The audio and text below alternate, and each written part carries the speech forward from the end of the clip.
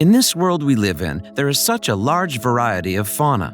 If you travel across the seas, you will realize that every region has some animals that are restricted to that area. Some animals are kept at home by families too, and more than 350 million animals are taken home to be sold too. The illegal practice rakes in over 19 billion each year for smugglers. This has become a major issue.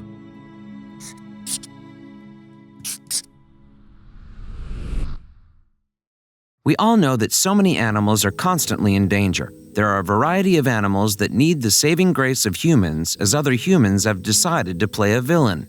It has become difficult to get people to help animals as it is such a taxing job. However, there comes a time when some people go out of their way to do good for the sake of animals, to return them back to the wild.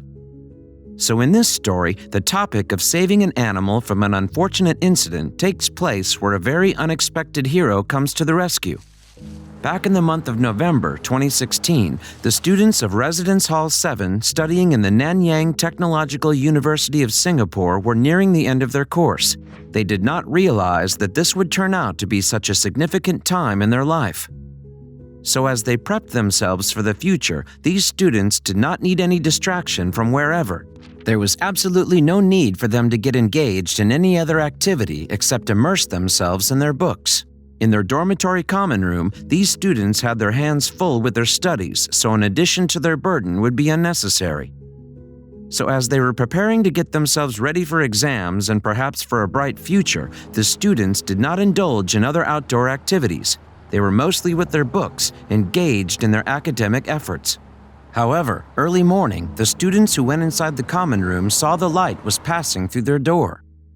When these students went into the common room, they were a little confused because the usually dim room had light pouring through.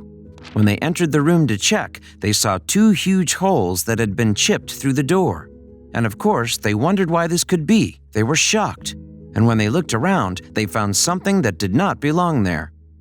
So, to see that there was such a huge hole in their door made them a little upset and curious too. What could have been the cause of this? So when the students went inside the room carefully, they had a few guesses as to what these holes were here for. They had hoped that these holes were not chipped away by some invasive animal. When they took a close look at the door, they realized what had chipped these holes on their wooden door. But when they laid eyes on the creature that apparently made this mess, they had to scratch their heads. Among the untidy, broken-off door pieces, they could see an animal curled up. It was an unusual animal. So what could it be? As soon as they saw that there was an animal right next to the door, they already knew the cause for all of this. Since they could tell that this was a scared animal, the students automatically knew that there were two options for them. They could either call the people who would be able to help the animal in distress or make so much money by selling it. They made a closer inspection of the animal and could then identify what kind of animal it was. Since they were not animal experts, they clearly did not know what to do with this intruder in their house. And they knew that they could get a lot of benefits monetarily because this animal was worth a lot if they could sell it to the right people. So that brings us to the next question. What kind of animal was it that had made such a mess of the common area door? Well, the sacred animal that was lying among the mess of the door chunks was, in fact, a pangolin. And why would it be worth anything then? Well, it turns out this animal is actually one of the most popular trafficked animals ever. Where do they sell these animals and what are they useful for? Well, you see, countries such as China use each part of the pangolin for several purposes. They are sought after because they can be used for designer clothes, even for meats and traditional remedies. And we can already guess that all these items can be sold and bought at an expensive price. So how much do these animals cost in the market? Well, if you were to sell one, a single pangolin are usually bought on the black market for about $1,000. These college students could actually benefit from this because, let's face it, this price is not a small amount for a college student. $1,000 can do a lot and they would make good use of it. Since there are so many smugglers and sellers of animals like the pangolin, they have quickly died down in number. This could clearly be because these animals can be sold for such a price. And yes, indeed, the pangolins face critical endangerment.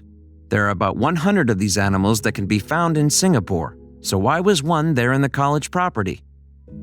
After examining the weird animal in their common room and learning about its value in the black market, the students had to make a choice.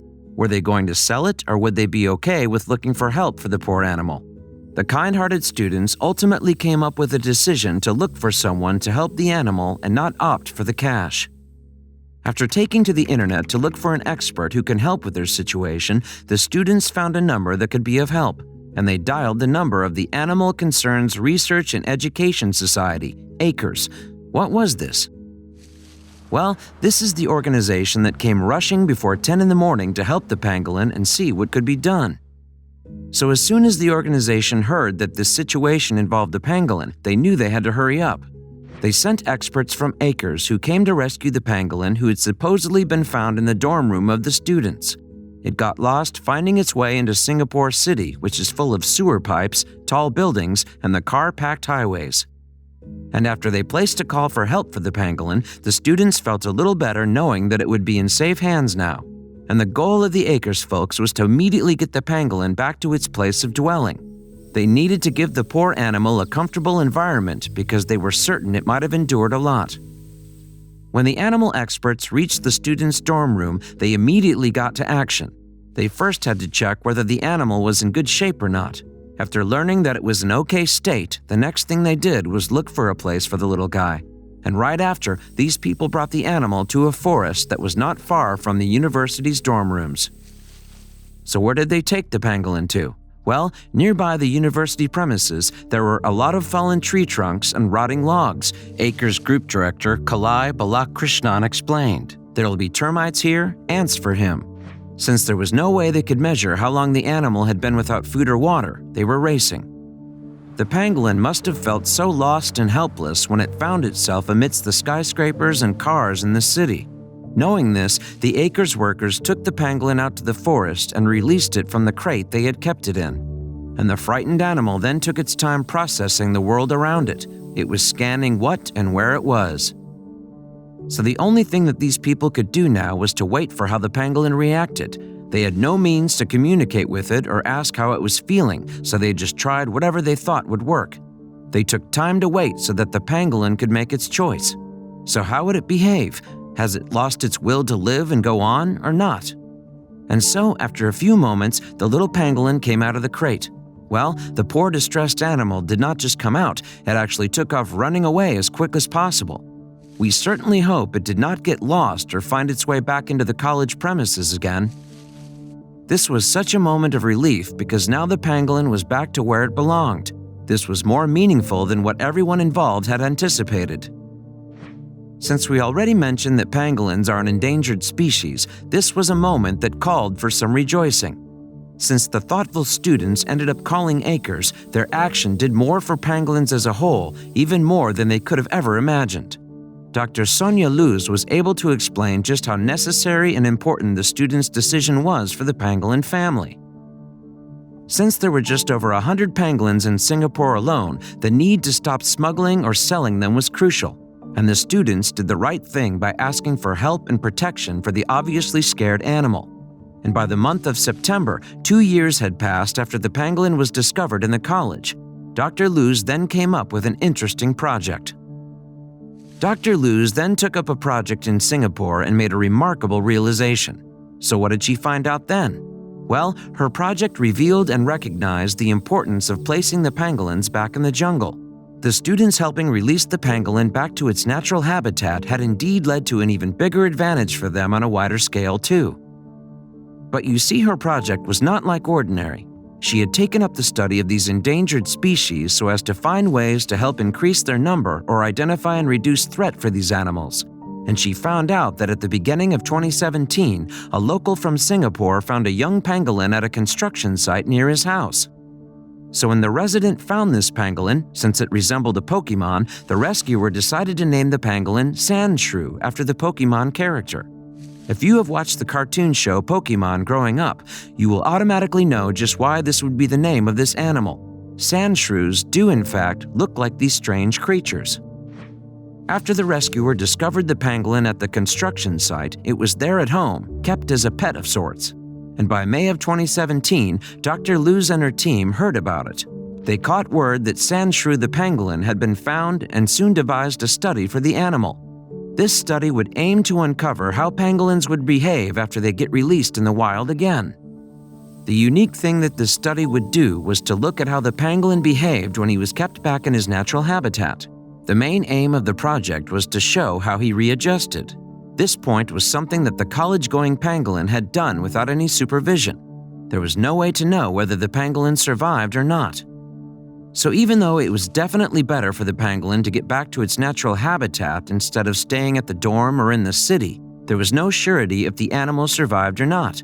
This, Dr. Luz explained, speaking about her project, would be the very first documented case in the world where a hand-reared pangolin is being released back into the wild and tracked. So for about 2 years, they had to put their experiment on hold because they had to wait for Sandshrew the pangolin to grow up large enough for it to wear an audio tracking device.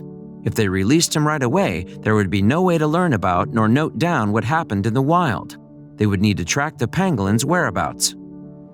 And so, after patiently waiting for 2 years to pass, by 2018, Sandshrew was now big enough and had reached peak mass. He was now a whopping 13 pounds.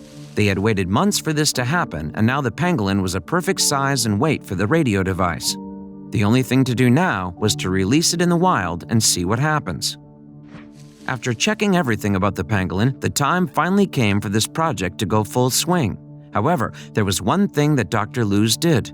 She made sure that she gave him more time for the rewilding process to disconnect from humans. He's quite feisty now. He runs away from the keepers. There was a lesser attachment that Sandshrew had for his rescuers.